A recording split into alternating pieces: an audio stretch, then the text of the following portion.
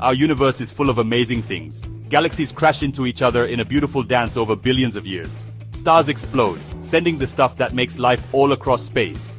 But way before humans looked up at the sky, our ancestors tried to understand the world through stories. These myths explain the unknown, like what makes storms and where we fit in the big picture.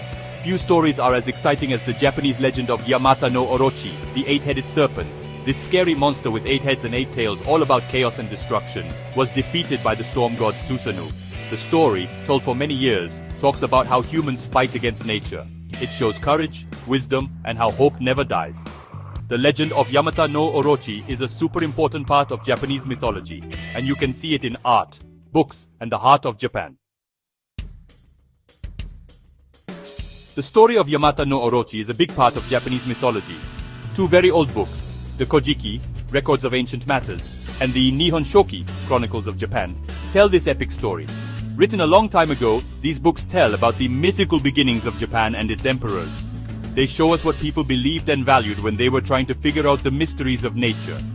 The Kojiki and Nihon Shoki describe Yamata no Orochi as a giant serpent with 8 heads and 8 tails. Its huge body, said to be as big as 8 valleys and 8 hills, scared everyone.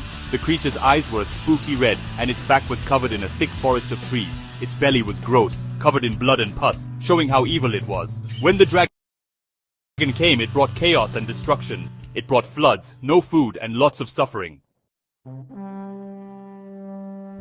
Imagine a creature so scary, so huge, that it could make the sky dark just by being there.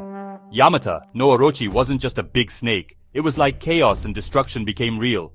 Its 8 heads, each with rows of sharp teeth, could eat anything. Its 8 tails, moving all around, could knock down mountains and crack the earth. The creature's scales shined like 1,000 poisonous snakes, and its eyes burned like fire. But the scariest thing about the dragon was its connection to nature. Its breath was poisonous, killing crops and making people sick. Its blood, said to be as strong as sake, could make people drunk and crazy, and its roar, super loud like thunder and fury, meant storms and floods were coming. Yamata no Orochi was a force of nature, impossible to predict and control, just like the ocean. The legend of Yamata no Orochi is still important in Japan today. It reminds us how powerful nature is, how important courage and cleverness are, and how strong the human spirit can be. The story is in lots of art, from old scrolls to modern manga and anime. Shrines for Susanoo often show him beating the 8-headed serpent, which shows he's a hero who fights monsters and protects people. But maybe the most important thing about Yamata no Orochi is its connection to the imperial regalia of Japan.